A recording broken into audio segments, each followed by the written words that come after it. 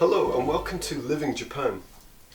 So on this channel I'm going to be talking about visiting, travelling and moving to Japan. My name's Max and I'm going to be sharing with you on these videos a little of my experience and maybe giving some advice from what I've learned moving from London, UK over to Chiba, Japan. I'll share with you some of the things that I found easy, some of the things that I found difficult, and some of the things I just was not ready for at all. So this video is going to be looking at where to start. If you're thinking about moving to another country and you've never done it before, well, I'm going to be sharing with you some advice of things that I did that made my move a lot easier. So first off, about 2 years ago I was living in London, UK.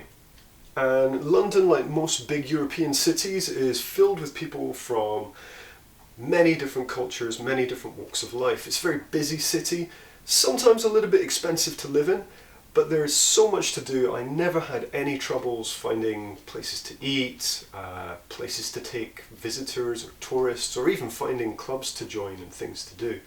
In that sense, London is very, very active.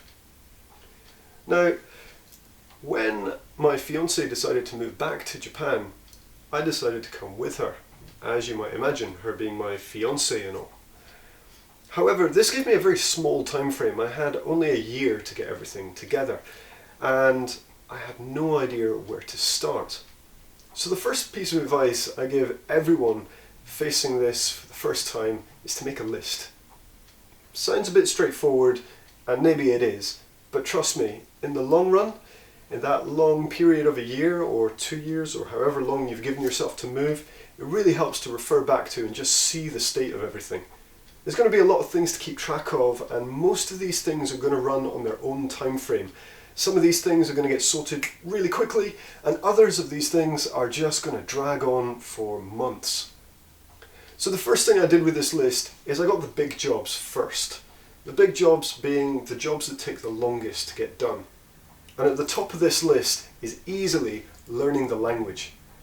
Now, learning the language can literally take years and years and years, depending on what country you're moving to. But if you come here to Japan, yeah, I would probably recommend at least 3 years studying the language if you want to have a good grasp of it. Many of my friends, even some of my friends that live here, studied for a little while before they came. Some of them just started studying when they got here. Most of them go back home for a year or two and study more, and then they return.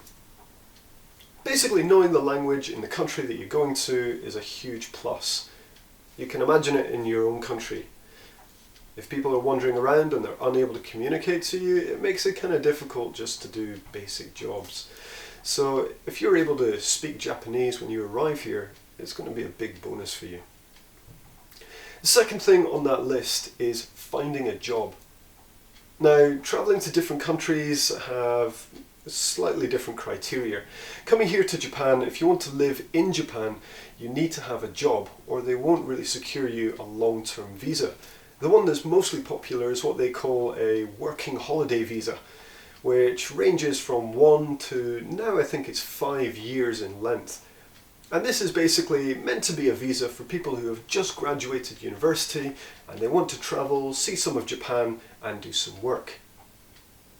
Now, because of this, you want to look for different jobs, and there's going to be a whole array of different job sites. Now, don't worry, if you want me to go into any more detail about any of the points on this list, I'm going to be doing videos on all of them. But for just now, I'm introducing the list and things that need to get done. So once you've found yourself a job, the next thing is going to be looking at getting a visa. Now, this can be done through many different ways. You can get yourself a visa agent, but I mainly recommend taking a trip to the embassy itself. Embassies can be a little bit scary, but they are super excellent when it comes to giving advice. They're going to tell you exactly what kind of visa you need to do the work that you want to do. They're also going to tell you the things you can and can't do, and pretty much any questions that you have about travelling to another country, that embassy is going to be able to answer. So definitely recommend, even if you don't get your visa from an embassy, go and visit one and just find out what's going on. So once you've got your visa secured, this isn't a must, but I recommend getting your flights booked as soon as possible. Especially if you're travelling from somewhere like the UK to Japan, flights can be very expensive if you book them last minute, and you can save yourself a couple of hundred if you book them way in advance. So usually I think I couldn't book any flights more than 6 months in advance. That might have changed now, but I definitely think about booking as soon as possible so you can save yourself that money. Now these are probably the 3 biggest jobs, not including learning the language. After this was more of a logistical problem. It was the packing. Now depending on where you live and depending on your social status, this is going to be more or less difficult. For myself, I've been living on my own for about 20 years, and during that 20 years you tend to accumulate a lot of stuff. Now, my parents didn't live anywhere near me. In fact, my mum at the time lived abroad.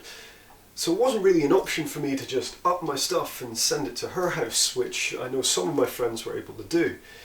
So in my case, I had to get rid of a lot of stuff. This was a bonus, and it was a bit of a chore. The bonus side of it was I was able to sell some of the stuff I just never used, which gave me a little bit of money to get ready for coming to Japan.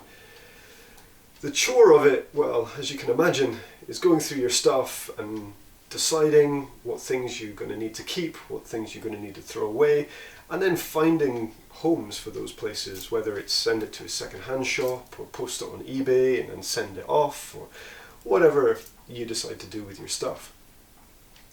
Now after you've decided what you're keeping, what you're not, and you've got rid of the stuff you don't need, you then have to find out how you get the stuff you have to where you're going.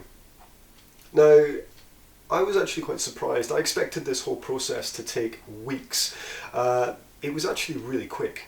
I went with a company called Black Cat, and I'll talk more about this when I actually talk about this in the video.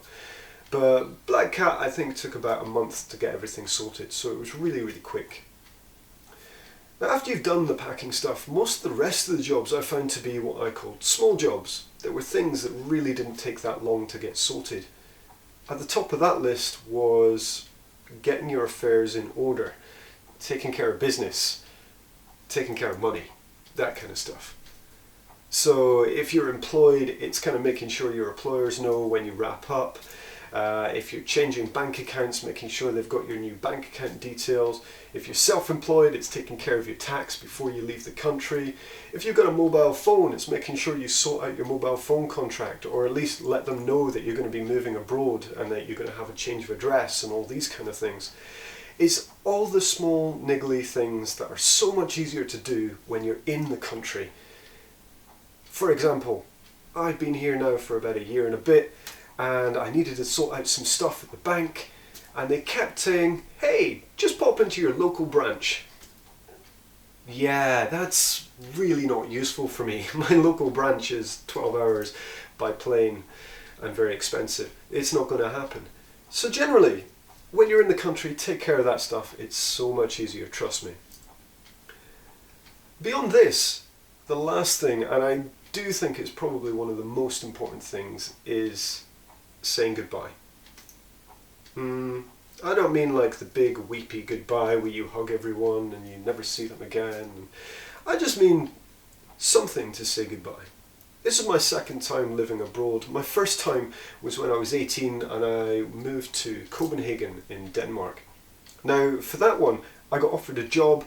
I only really had a month to kind of get everything together and I headed off. Now Europe isn't as big a change as coming to Japan, especially not from the UK, but in that rush time I didn't have time to say goodbye to anyone, and sadly I lost contact with a lot of my good friends, and when I did come back from Denmark 2 years later, it was kind of weird. I hadn't seen anyone, I hadn't really prepared any kind of goodbye or return, and yeah, it was just kind of strange. And so even if it's just for yourself to help you with your kind of homesickness, generally I'd recommend some kind of goodbye, even if it's just you and a couple of mates, go to the pub and have a drink. It's definitely worth it. So that's it from my list. Before I go, I just want to reiterate that I'm going to be going through each of these points over the next couple of videos. So if you liked anything you've heard, or you want to know more about any of the points that I've talked about, please mention below in the comments, and I'll try and address whatever problems or questions you have that you mention to me. Before I go, I've got two last tips. The first one, super important: give yourself enough time. Now this is a huge one. I've heard so many stories, both from my friends and just random people on YouTube, who have travelled over to another country and then left things like their visa or accommodation last on the list. And really, that's just extra stress and extra headache that you don't want to worry about. You don't want to be the person hoping that your visa comes through in the next 2-3 days because you get on a flight on day 4. Or you don't want to be the person who arrives in the country and says, great, I hope I find a place to live in the next week, because if not, I'm homeless. It's just added stress. So as much as possible, take care of those big jobs and just give yourself enough time to get them finished. The second thing I didn't really mention on the list, but again, I will be doing a video about it, is money. Make sure that you over budget for everything as opposed to under budget. This seems to be another big problem that I see with people. They maybe put aside a couple of hundred and they go, yeah, that'll be fine for travelling to Japan. And then you get some random cost like a key charge, or maybe it's a visa charge that they're not expecting.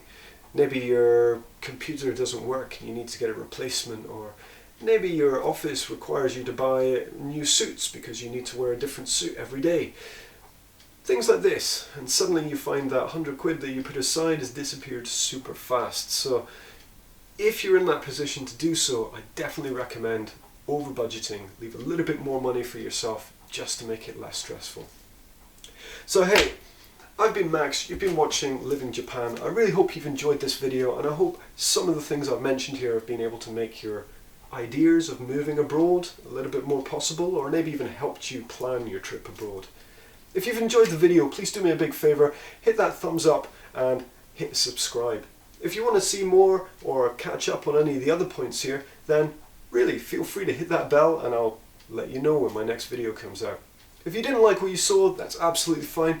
Drop me a note in the comments and I will ignore it or pay attention to it, depending on what the complaint is. And if you're interested to know any different topics that I didn't cover in this video, as I mentioned, give a shout down in those comments, and I will try and address them when I can. So hey everyone, peace out, have a beautiful rest of the day.